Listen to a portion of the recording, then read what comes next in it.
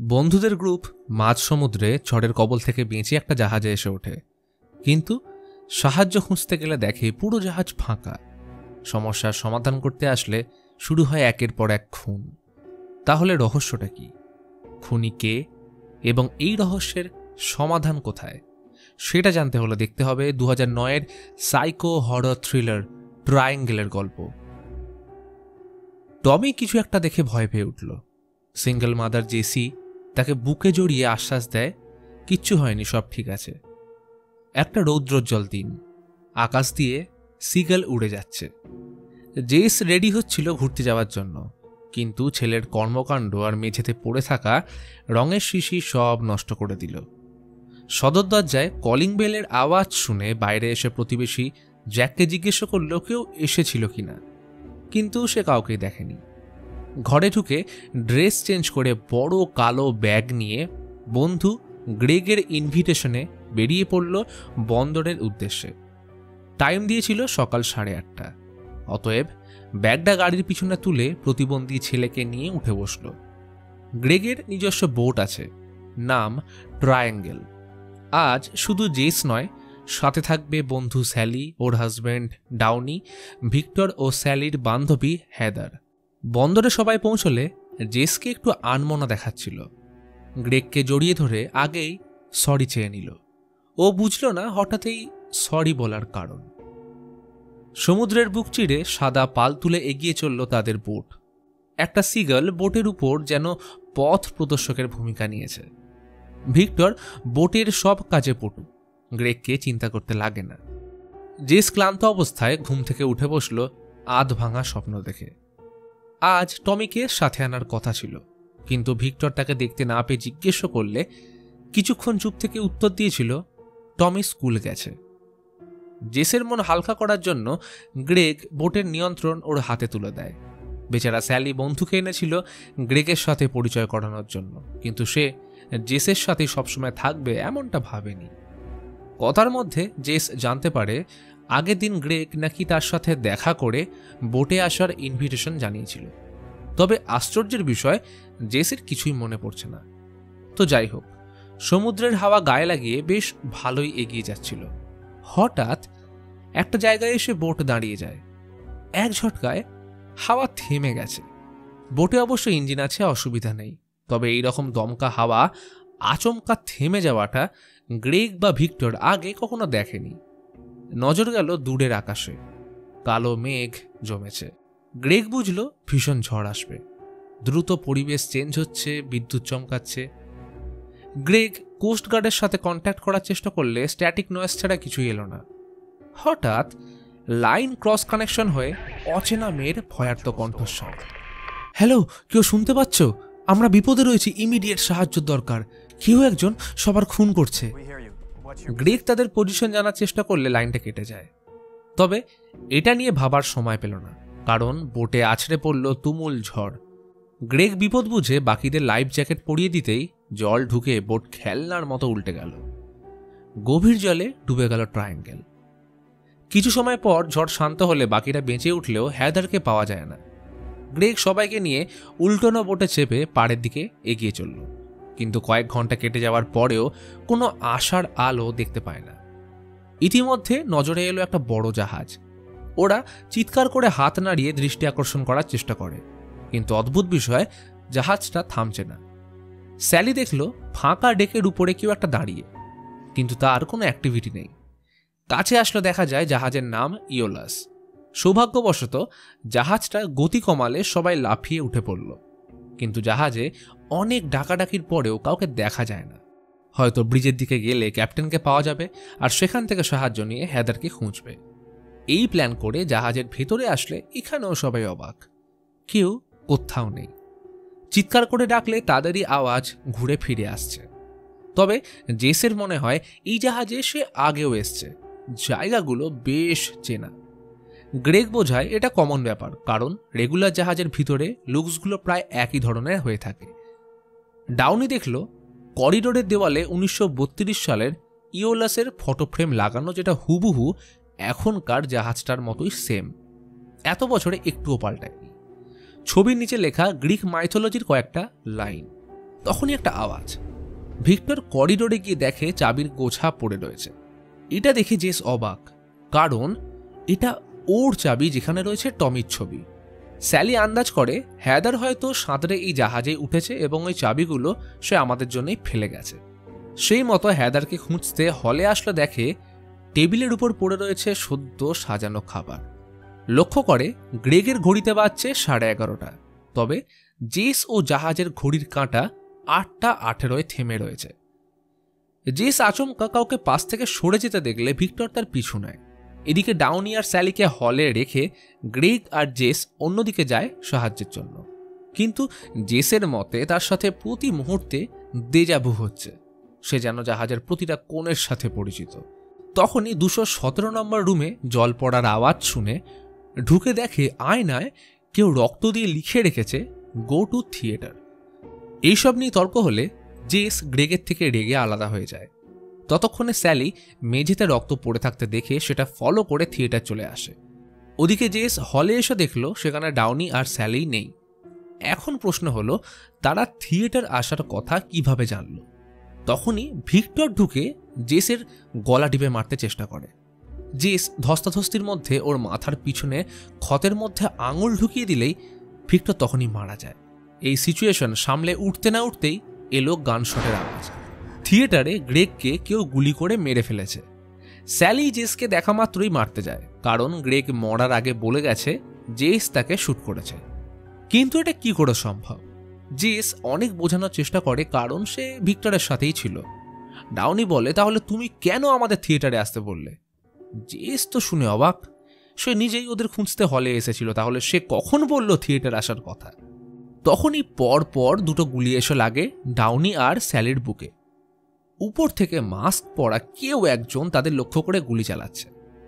JS কোনো রকমে সেখান থেকে পালিয়ে ইঞ্জিন রুম হয়ে কিচেনে লুকিয়ে পড়ে। মাস্ক ম্যান তাকে খুঁজে না পেয়ে চলে গেলে জেস ডেকে আসলে পিছন থেকে মাস্ক ম্যান তার উপরে অ্যাটাক করে এবং শুট করতে গেলে জেস কোনো রকমে তাকে ডিসআর্ম করে চেঁচিয়ে জিজ্ঞেস করলো, তুমি কে? কিন্তু মাস্কের ভিতর থেকে কথা পরিষ্কার বোঝা না গেলেও শেষটুকু শোনা গেল, সবাইকে মেরে ফেলো, এটাই বাড়ি ফেরার একমাত্র উপায়। তখনই জেসের ধাক্কায় মাস্কম্যান সমুদ্রে পড়ে যায়। আর এইখানেই আসে সবথেকে বড় টুইস্ট, কারণ কিছু একটা আওয়াজ শুনে জেস ডেকের ধারে আসলে দেখে সমুদ্রে উল্টো বোটের উপর দাঁড়িয়ে সাহায্যের জন্য হাত নাড়ছে গ্রেগ, ডাউনি, স্যালি, ভিক্টর এবং জেস, ঠিক যেমনটা তারা আগে করেছিল। এইবার এইখান থেকে আমি সুবিধার জন্য এতক্ষণ যে জেসকে আমরা দেখে এসেছি তাকে জেস 1 এবং দ্বিতীয় গ্রুপের জেসকে জেস 2 বলবো। তো আগের বারে যেমন ওরা জাহাজে ঢুকেছিল তেমনভাবেই সব রিপিট হতে শুরু করে। জেস ছুটে করিডোরে আসলে দেখে ভিক্টর বাকিদের খুঁজছে এবং গ্রেগ ক্যাপ্টেনদের সাথে দেখা করে খবর পাঠানোর কথা ভাবছে। সব থেকে বড় কথা, জেস 1 এখন সামনে জেস 2কে দেখতে পাচ্ছে, যার কোনো এক্সপ্লানেশন তার কাছে নেই। জেস 2 একই কথা বলছে, তার করিডোরগুলো বড্ড চেনা। জেস 1 হতভম্ব হয়ে বসে পড়লে পকেট থেকে চাবির গোছা পড়ে আওয়াজ হলে সেটাকে না তুলেই সে পালিয়ে যায়। তখনই গ্রুপ 2 এর ভিক্টর চাবিটা তুলে জেস 2কে দেখালে চিনতে পারে এটা ওর চাবি। এইভাবে সব জিনিস একইভাবে চলতে থাকে এবং জেস 1 217 নম্বর রুমে এসে দেখে আয়নায় লেখা গো টু থিয়েটার। জেস 1 হলে আসলে জেস 2 তাকে এক পলক দেখতেই পালিয়ে যায়। এরপর জেস 1 আপার ডেকে এসে দেখে জলে ডাউনির বডি ভাসছে। রেলিংয়ে লেগে থাকা রক্ত দেখে বোঝা যায় তাকে কেউ রেলিং থেকে ফেলে দিয়েছে। তখনই গ্রুপ 2 এর ভিক্টর ডেকে আসলে জেস 1 তাকে বোঝায় ওর কাছে বেশি সময় নেই, কারণ তাদের সাথে একজন রয়েছে যাকে জেসের মতোই দেখতে, কিন্তু সেটা জেস নয়। কারণ এর কিছুক্ষণ পর গ্রেগ, ভিক্টর মারা যাবে আর মাস্ক পরা কেউ একজন থিয়েটারে ডাউনি আর স্যালিকে গুলি করবে। ভিক্টর 2 শুনে তো অবাক, কি বলছে এসব? তখনই জেস 1 তাকে বোঝানোর জন্য ঠেলে ধরলে দেওয়ালে লাগানো হুকটা ভিক্টর 2 এর মাথার ঠিক পিছনে ঢুকে যায়। জেস 1 ভয়ে পালিয়ে করিডোরে আসলে গ্রুপ 2 এর গ্রেগ এবং জেসকে ঝগড়া করতে দেখে। জেস 1 তাদের নজর বাঁচিয়ে ইঞ্জিন রুমে এসে বেশ কয়েকটা চিরকুট পড়ে থাকতে দেখে, যেগুলোয় লেখা ছিল তারা যদি জাহাজে ওঠে সকলকে মেরে ফেলো, এবং এই প্রতিটা ওয়ার্ডের হ্যান্ডরাইটিং একদম সেম। জেস ওয়ান সিকিউর করার জন্য একটা চিরকুটে একই জিনিস লিখলে চমকে যায়, কারণ এটা তারই হ্যান্ড রাইটিং। এমনকি ঠিক ওর সামনে ঝুলছে সেই মাস্কম্যান পরিহিত ড্রেস ও বন্দুক। মাথায় ঘুরছে একটাই কথা, তারা যদি জাহাজে ওঠে সকলকে মেরে ফেলো। এইসবের মাঝে লকেটটা নেটে আটকে টান লেগে নিচে পড়ে গেলে দেখে নেটের নিচে অজস্র রকেট পড়ে। কিন্তু বাস্তবে এটা কি করে সম্ভব? তাহলে কি সে কোনো টাইম লুপে আটকে গেছে, যেখানে একই জিনিস একাধিকবার চলছে? না হলে এতগুলো চিরকুট এবং লকেট পড়ে থাকার তো কথা নয়। তাহলে যেমন করেই হোক তাকে এই লুপ ভেঙে টমির কাছে পৌঁছতেই হবে। আর এটা তখনই সম্ভব যখন নতুন গ্রুপ জাহাজে ওঠার আগেই মারা যাবে। তাই জেস ওয়ান বন্দুক নিয়ে রেডি হয় সব ঠিক করার জন্য। ঘটনা আবার ফিরে যায় সেই সময় যখন স্যালি করিডোরে রক্ত দেখে সেটা অনুসরণ করে থিয়েটার এসেছিল। আসলে ওই রক্ত ছিল ভিক্টর 2 এর। জেস 2 হলে স্যালিদের খুঁজতে এলে জেস ওয়ান তাকে গান পয়েন্টে রেখে এগিয়ে আসে। এখন মুখোমুখি দাঁড়িয়ে জেস ওয়ান এবং জেস 2, কিন্তু জেস ওয়ান চাইলেও জেস 2কে গুলি করতে পারে না, আর এই সুযোগে জেস 2 পালিয়ে যায়। জেস ওয়ান ভিক্টর 2কে হলে বসিয়ে রাখলে থিয়েটার থেকে গুলির আওয়াজ শুনে চমকে যায়, কারণ সে তো হলে রয়েছে, তাহলে থিয়েটারে আবার কে? জেস ওয়ান এসে দেখে ঘটনার পুনরাবৃত্তি ঘটছে, কারণ গ্রেগকে অলরেডি কেউ মেরে ফেলেছে। তখনই উপরে মাস্কম্যানকে দাঁড়িয়ে থাকতে দেখলে জেস ওয়ান তাকে শুট করে, কিন্তু এইবার থিয়েটারে স্যালি ও ডাউনি মারা যায় না। জেস ওয়ান লুপের প্যাটার্ন চেঞ্জ করে বাকিদের নিয়ে জাহাজ থেকে বেরোতে চায়, তাই সে ডাউনির হাতে বন্দুক ধরিয়ে বলে, কাউকে বিশ্বাস করো না, যেই আসুক তাকে শুট করবে। এইবার জেস ওয়ান ভিক্টর 2 এর খুঁজে গেলে দেখে কেউ তাকে আপার ডেকের রেলিং থেকে জলে ফেলে দিয়েছে, যেটা আগের বার ডাউনির সাথে হয়েছিল। সঙ্গে সঙ্গে এলো গুলির আওয়াজ, কারণ মাস্কম্যান ডাউনির টার্গেট। কিন্তু এইখানে আসে আরও একটা টুইস্ট, কারণ মাস্কম্যান আসলে জেস নিজেই। এইবার বোঝার সুবিধার্থে আমি একে জেস 3 না বলে জেস 0 বলবো। এবার কেন 0 বললাম সেটা একদম ভিডিও শেষে বুঝিয়ে বলছি। এইবার জেস 0 মাস্ক খুলে তাদের বোকা বানিয়ে তার সাথে নিয়ে যায়, কারণ স্যালিরা ভাবছিল এটা তাদের জেস, অর্থাৎ জেস 2। এদিকে জেস 1 ওদের না দেখতে পেয়ে সতর্ক করলেও জেস 0 তাদের 217 নম্বর রুমে এনে মেরে ফেলে। আহত স্যালি রুম থেকে বেরিয়ে আসলে জেস 1 তার পিছু নেয়। স্যালি কোনো রকমে লুকিয়ে কন্ট্রোল রুমে এসে ডিস্ট্রেস কলে সাহায্য চেয়ে বলে, কেউ শুনতে পাচ্ছ? আমরা বিপদে রয়েছি, ইমিডিয়েট সাহায্য দরকার, কেউ একজন সবার খুন করছে। আসলে এই কলটাই গ্রেগ ট্রায়াঙ্গেল বোটে শুনতে পেয়েছিল। ইতিমধ্যে জেস 1 স্যালির পিছু নিয়ে ডেকের অপর প্রান্তে এলে চমকে যায়, কারণ সেখানে পড়ে রয়েছে অগুন্তি স্যালির লাশ। অর্থাৎ এইভাবে জেস যতবার তাদের মেরেছে বা বাঁচানোর চেষ্টা করে লুপ ব্রেক করার চেষ্টা করেছে ততবারই ব্যর্থ। স্যালি মারা গেলে নিচের ডেকে আওয়াজ শুনে দেখতেই হতভম্ব, কারণ সেখানে জেস 2 মাস্ক পরা জেস 0কে জাহাজ থেকে নিচে ফেলে দিল, ঠিক যেমনটা সে আগে করেছিল। জেস 1 সমস্ত আশা ছেড়ে মৃত স্যালির পাশে বসে পড়ে। সমুদ্র গর্জনের সাথে সিকালের ডাক যেন তাকে বিদ্ধ করছে। তাহলে কি কোনো দিনই টমির কাছে ফেরা সম্ভব হবে না? দেখল সমুদ্রে উল্টো বোটের উপর দাঁড়িয়ে নতুন অর্থাৎ থার্ড গ্রুপ, এবং তাদের ডেকে দাঁড়িয়ে দেখছে জেস 2। বোঝার সুবিধার জন্য এই নতুন গ্রুপের জেসকে আমি জেস 3 বলবো। তাহলে এখন জাহাজে রয়েছে জেস 1, 2 এবং নবাগত জেস 3। জেস 1 বুঝতে পারে সে ছাড়া সবাই মারা গেলে নতুন গ্রুপ পুনরায় ফিরে আসে, তাই জেস 1 চুপিসারে যেন তেন প্রকারে জাহাজ থামানোর চেষ্টা করে, যদি লুপটা ব্রেক করা যায়। কিন্তু পুনরায় একই জিনিস চোখের সামনে ঘটতে দেখা ছাড়া কোনো উপায় না পেলে সোজা 217 নম্বর রুমে ঢুকে ডাউনির লাশ ডেক থেকে ফেলে রক্ত দিয়ে আয়নায় লিখল, গো টু থিয়েটার। এরপর সোজা এসে গ্রুপ 3 এর ডাউনি ও স্যালিকে জানালো গ্রেগ সবাইকে থিয়েটারে আসতে বলেছে। এই বলে সোজা ইঞ্জিন রুমে ঢুকে মাস্কম্যানের মতো ড্রেস আপ করে বন্দুক নিয়ে সবাইকে মারতে বেরিয়ে পড়ল। এই পার্টিকুলার ঘটনা থেকে বোঝা যায় গ্রুপ 1 এর ডাউনি আর স্যালিকে থিয়েটার আসতে জেস 0 বলেছিল, যেমন করে এই গ্রুপ 3 এর ডাউনিকে জেস 1 সেখানে আসার কথা বলে গেল। জেস 1 এইবার মাস্ক পরে সবার আগে গ্রেগকে দিয়ে মারতে শুরু করে, কিন্তু থিয়েটারের ব্যালকনিতে গ্রেগ জেসের জুতো দেখে চিনে ফেললে মরার আগে সে ডাউনি এবং স্যালিকে বলে যায় তাকে জেস শ্যুট করেছে। এইবার লুপ অনুযায়ী সব ঘটনা একইভাবে ঘটে, আর হিসেব অনুযায়ী জেস 3 এর সাথে জেস 1 এর ডেকের উপর ধস্তাধস্তি হয় এবং জেস 3 জেস 1কে ডিজার্ম করে জাহাজ থেকে ফেলে দিলে তাদের দুজনকে আপার ডেক থেকে দেখে জেস 2। এই ঘটনার কয়েক ঘন্টা পর জেস 1 চোখ খোলে সমুদ্রের কোনো এক প্রান্তে। জ্ঞান ফিরেই সবার আগে লিফট নিয়ে বাড়ি ফিরল, কারণ বাড়িতে টমি তার জন্য অপেক্ষা করছে। বাড়ির সামনে আসলে মনে হয় যেন কিছুই চেঞ্জ হয়নি। বাড়ির জানলায় চোখ রাখলে দেখে টমি নিজের মনের ড্রয়িং করছে। তখনই ঘরের ভিতর থেকে শুনতে পেল জেসের আওয়াজ। এটা কি করে সম্ভব? বন্দর যাওয়ার আগে জেস 1 যেমন ড্রেস পরেছিল সেটাই পরে এই জেস ঘুরছে। তো এই জেসকে আমরা জেস 4 বলবো। টমির প্রতি তার স্বভাব বড় রুড, কথায় কথায় ওর গায়ে হাত তোলে। ছেলের কারণে ওর জীবনটা শেষ হয়ে যাচ্ছে। জেস 1 জানলার সামনে এলে টমি ওকে দেখে চমকে উঠলে নীল রঙের শিশিটা পড়ে যায়। জেস 4 ঘরে ঢুকে প্রচণ্ড রেগে টমিকে জোর থাপ্পড় মারে। বাইরে দাঁড়িয়ে থাকা জেস 1 চোখের জল ফেলা ছাড়া আর কোনো উপায় ছিল না। অবশেষে নিজেকে আটকে রাখতে না পেরে জেস 1 কলিং বেল বাজালে জেস 4 বাইরে এসে জ্যাককে জিজ্ঞেস করে কেউ এসেছিল কিনা। এরই মধ্যে জেস 1 একটা হাতুড়ি এনে জেস 4কে পিটিয়ে মেরে টমিকে জড়িয়ে ধরে আশ্বাস দেয় কিচ্ছু হয়নি, সব ঠিক আছে।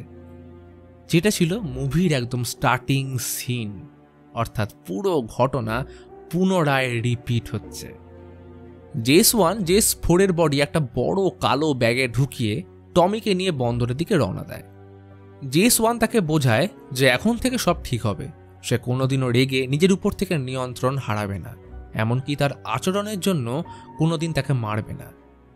তখনই একটা সিগাল গাড়ির সাথে ধাক্কা লেগে মারা যায়। রক্ত ছিটিয়ে পড়ল কাঁচে। জেস 1 রাস্তায় পড়ে থাকা মৃত সিগাল নিয়ে রোড সাইডে ফেলতে গেলে অবাক হয়ে যায়, কারণ সেখানে পড়েছিল একাধিক সিগালের দেহ। অর্থাৎ সে লুপ ব্রেক করতে পারেনি। যেমনটা ছিল ইওলাসে পড়ে থাকা লকেট, যা প্রমাণ করে জেসের সাথে একই ঘটনা বহুবার ঘটেছে। জেস 1 সিগালটাকে ফেলে বন্দরের দিকে দ্রুত গতিতে গাড়ি ছুটিয়ে চলে, কিন্তু গাড়িতে লেগে থাকা রক্তের কারণে টমি বিচলিত ও অ্যাগ্রেসিভ হয়ে পড়ে। জেস 1 তাকে শান্ত করার বহু চেষ্টা করেছিল, আর তখনই হলো অ্যাক্সিডেন্ট। জেসের বেখেয়ালের কারণে লরিতে ধাক্কা লেগে গাড়ি উল্টে যায়। আশেপাশের লোক জড়ো হলে দেখে রোডে পড়ে রয়েছে টমি ও জেস 4 এর মৃতদেহ, আর এই সব কিছু দূর থেকে দাঁড়িয়ে দেখছে বাকরুদ্ধ জেস 1। পিছন থেকে কালো শার্ট পরে একজন ট্যাক্সি ড্রাইভার এসে বলল, কোনো উপায় নেই বাচ্চাটাকে বাঁচানোর, এই পৃথিবীর কোনো শক্তিই পারবে না তাকে ফিরিয়ে আনতে। তাহলে আমি কি আপনাকে কোথাও ছেড়ে আসতে পারি? জেস 1 দীর্ঘ নিঃশ্বাস ফেলে বলল, আমায় বন্দরে নিয়ে চলো। গাড়ি এগিয়ে চলল হাওয়ার বেগে। বন্দরে পৌঁছে ড্রাইভার বলল, মিটার চালু রাখলাম, আপনি ফিরে আসবেন তো? জেস 1 এর উত্তর এলো, অবশ্যই, আমি ফিরে আসব, কথা দিলাম। একটা রৌদ্রোজ্জ্বল দিন, আকাশে উড়ে যাচ্ছে একাধিক সিগাল, আর ওই দূরে বোটে অপেক্ষা করছে ভিক্টর, ডাউনি, স্যালি, হেদার এবং গ্রেগ। ভিক্টর জিজ্ঞেস করল, টমি কই? জেস 1 মুখ বেজার করে বলল, ও স্কুলে গেছে। এই সাথে শুরু থেকে শেষ অবধি সব ঘটনা আবার লুপে চলতে শুরু করে এবং এই ঘটনার সাথে মুভি এখানেই শেষ হয়। তো এইবার পুরো গল্পটা যাদের মাথার উপর দিয়ে গেছে তাদের জন্য এইখান থেকে শুরু করছি এক্সপ্ল্যানেশন। গল্পের প্রধান চরিত্র ও সিঙ্গেল মাদার জেস এবং তার একমাত্র প্রতিবন্ধী ছেলে টমি। জেসের লাইফের কিছুক্ষণের ঘটনা আমাদের এইখানে লুপে দেখানো হয়েছে। প্রথমে আসি এই গল্পের মূল প্রেক্ষাপটে। গল্পে জাহাজটির নাম ইওলাস, যার নামকরণ গ্রিক মাইথোলজি থেকে। গ্রিক গড হিপোটিসের সন্তান ইওলাসকে কিপার অব দ্য উইন্ডস বলা হয়। গডের অর্ডারে ইওলাস উইন্ডস ছাড়লে সমুদ্রে ঝড় আসত। এই ইওলাসের পুত্রের নাম ছিল সিসিফাস।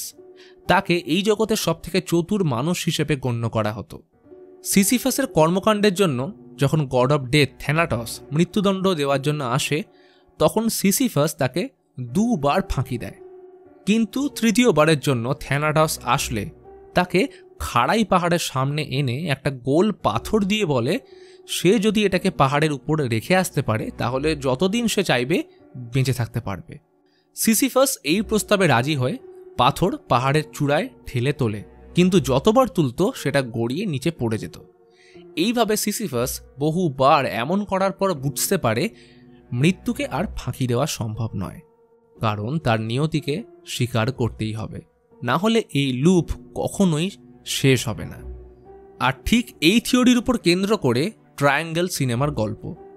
রাগী ও নিয়ন্ত্রণহীন জেস তার প্রতিবন্ধী ছেলের কারণে প্রায়শই ওর উপর রেগে থাকত এবং মারধর করত। তার এই মারধর ও অশান্ত মনের কারণে 8টা 18-এ গাড়ি অ্যাক্সিডেন্টে টমি আর জেস মারা যায়, যার কারণে জাহাজে জেসের ঘড়ি 8টা 18-এ থেমে গেছিল। মুভির শুরুতে জেস ব্যাকইয়ার্ডে গেলে টমির একটা খেলনা বোট সুইমিং পুল থেকে তোলে, যা ছিল ট্রায়াঙ্গেল ভেসে যাওয়ার ছোট্ট ক্লু। কথিত আছে সিগালের মৃত্যুকে নাকি অশুভ বলা হয়, কারণ সমুদ্রের একটি সিগাল একজন নাবিকের আত্মা বহন করে এবং সিগালের চিৎকার হল মৃত নাবিক বা মানুষের শোকের কান্না। আর ঠিক অ্যাক্সিডেন্টের আগে জেসের গাড়ির ধাক্কায় একটা সিগাল মারা যায়। মৃত্যুর পর জেস টমির মৃত্যুর জন্য অনুতাপ বোধের কারণে পরলোক গমন করতে চায় না এবং তার দোষ ভুলে প্রায়শ্চিত্ত করার জন্য এই জগতেই থাকতে চায়। এইবার এইখানে আসে এই গল্পের অভ্যন্তরীণ অর্থ। গল্পের শেষে কালো ড্রেস পরে যে ড্রাইভার আসে সে আসলে শ্যারন বা ক্যারন। শ্যারন গ্রিক মাইথোলজির এক ফেরিওয়ালা যে মৃত্যুর পর আত্মাদের পাতাল লোকে নিয়ে যায়। এই ড্রাইভার রূপী শ্যারন অ্যাক্সিডেন্টের পর জেসকে নিতে আসলে সে মৃত্যুকে অ্যাকসেপ্ট না করে বন্দরে যেতে চায়। এমনকি শ্যারনকে জেস ফিরে আসার কথা দিলেও যখন ফেরে না, তখন সিসিফাসের মতো ডেথ অব গড তাকেও সাজাস্বরূপ এই নেভার এন্ডিং লুপে আটকে দেয়। সমুদ্রের ঝড়ে বাকিরা 11:30টায় মারা যায়, যার কারণে জেস বাদে বাকিদের ঘড়ি 11:30টায় থেমে গেছিল। তাহলে হ্যাদারের কি হলো? আসলে হ্যাদারই একমাত্র যে ওই ঝড় থেকে সারভাইভ করতে পেরেছিল, যার কারণে জাহাজে তাকে খুঁজে পাওয়া যায় না। এইবার আলোচনা করব পুরো মুভির ছোট বড় সমস্ত বিষয়ের উপর। গল্পের বিষয়বস্তু মৃত্যু, জীবনে করে যাওয়া অপরাধ এবং তার শাস্তি। বন্দরে এসে সবার আগে জেস কোনো কারণ ছাড়া গ্রেগকে সরি বলে, কেননা গ্রেগকে জাহাজে সে নিজের হাতেই মেরেছিল। জাহাজে একই সময় সর্বদা 3টে জেস উপস্থিত থাকত, যেখানে গড অফ ডেথ তাকে সর্বোচ্চ শাস্তি দেওয়ার জন্য লুপ এমনভাবেই তৈরি করে যাতে জেস অনুভব করতে পারে যাই হয়ে যাক না কেন জেসই হলো আলটিমেট দোষী। এতে সে বাকিদের বাঁচাক বা মারুক বা টমিকে উদ্ধার করুক, সব কিছুর অপরাধী ওই জেস।